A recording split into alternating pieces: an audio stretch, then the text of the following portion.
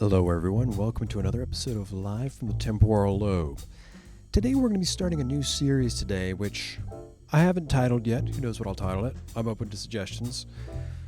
But today, we're starting a new series where we're going to take an album that I think is fantastic that not many other people might know about. So, we're going to take a look at one today called Down on the Road by the Beach by Steve Hiett. Now, who is Steve Hiett? Well, by career, he wasn't necessarily a musician. He was actually a photographer. And you might actually be familiar with a lot of his work if you're fans of many other bands and musicians such as Jimi Hendrix, the Beach Boys, the Doors, Miles Davis, Joni Mitchell, the Rolling Stones, and many others. And he was a photographer for many of these, utilizing various unique techniques and so forth. And he also worked for various magazines as well. Now, but why is he also in the music world? Why are we looking at an album of his today? Now, here's the connection between his photography work and his musicianship. Now, other than the fact that he was photographing many musicians, there was a time in 1970, I believe it was, where he photographed Jimi Hendrix behind stage, and which this led to him also being inspired to enter the music scene, and he started a psychedelic pop band called Pyramid. And I think they released an album or two, maybe a couple singles, but very minimal output, and eventually he went on to focus on his photography work. Yet later on in the 80s, he would always take his guitar with him. He was always listening to and playing music. And there was a time where he was in Japan, and he decided to record a guitar album. And that album was Down on the Road by the Beach. And this album is very, very special to my heart. I love surf music, whether it's the Beach Boys or whoever.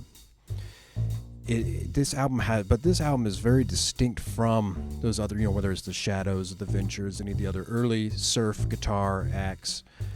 It has, in essence, some of that vibe, but it's still very much its own atmosphere.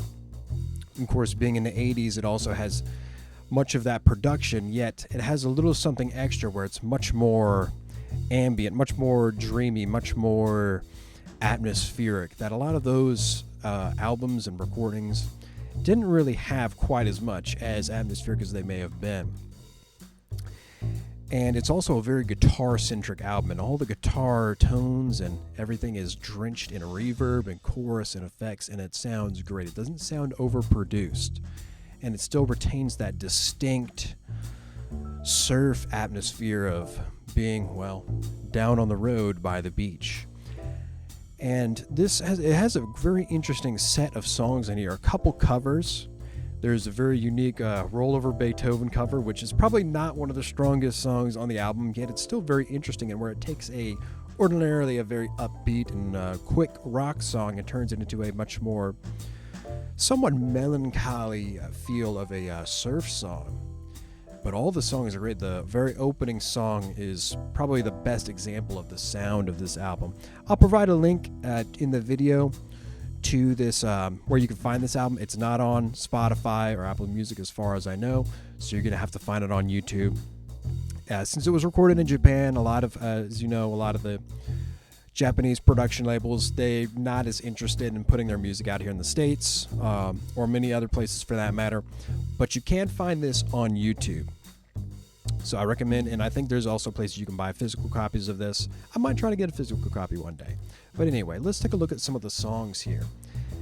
Now, most of the songs on this album are similar mood, not in a stale way, but they all retain a similar vibe of a relaxing day at the beach. Not necessarily, like early Beach Boys, sort of upbeat rock and roll with a surf tinge to it, but it's still much more atmospheric and kind of like you're roasting in the sun rather than, running and playing and surfing in the sun, like many other surf songs. And there's a number of songs on here, particularly songs like Crying in the Sun, which in the latter half of the album, and of course their cover of Sleepwalk, which are much more almost ominous in a sense and a little eerie for a surf song. And I think that's one of the charms of this album, that it retains that surf atmosphere without actually having that, a lot of the cheesiness and upbeat, kind of saccharine optimism that you find with a lot of other surf music. It's a little more mature in that sound, in that regard. Yeah, you still have a lot of sort of the playfulness and enthusiasm that you do have in some of that earlier surf music, particularly with the first track and the second track.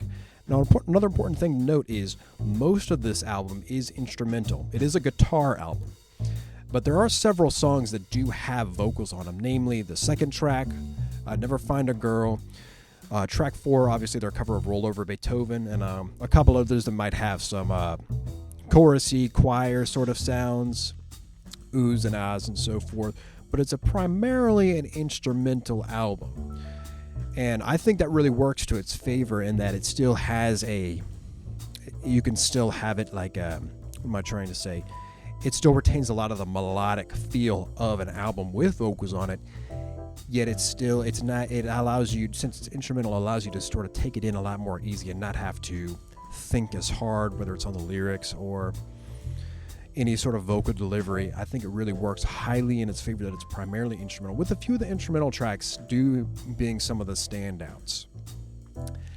And I would highly encourage you to check this out. It's one of my personal favorite albums. I only really heard it maybe 2 years ago, and it has been a joy to go to ever since. It's not an album, for me at least, that I put on all the time just because of the nature of it. I'm not always in the mood to listen to surf music, so maybe if I lived down the road by the beach, I would be. But I do put it on quite frequently. I very much enjoy every single track. I don't think there's really any tracks on here that I do not enjoy. It's really solid all the way through. Some tracks do stand out. You might enjoy some of the more upbeat songs. You might enjoy some of the slower songs. The cover of Sleepwalk is fantastic. Maybe a cliche to say sometimes, but I do actually prefer it to the original. The original is great, however. No shame there in listening to the original. But I do think this adds quite a bit to it, and maybe even have been closer to what Santo and Johnny were really even going for, much more atmospheric than they could have achieved at the time with the technology from when it was recorded. So, Down on the Road by the Beach, I highly encourage checking out this album. It is fantastic. It's a very easy, relaxed, accessible listen. It's not cheesy like a lot of other surf music. As much as I love it, it can get very cheesy at times. I would highly recommend checking it out. I think you'll really enjoy it. See you next time. Thanks for tuning in.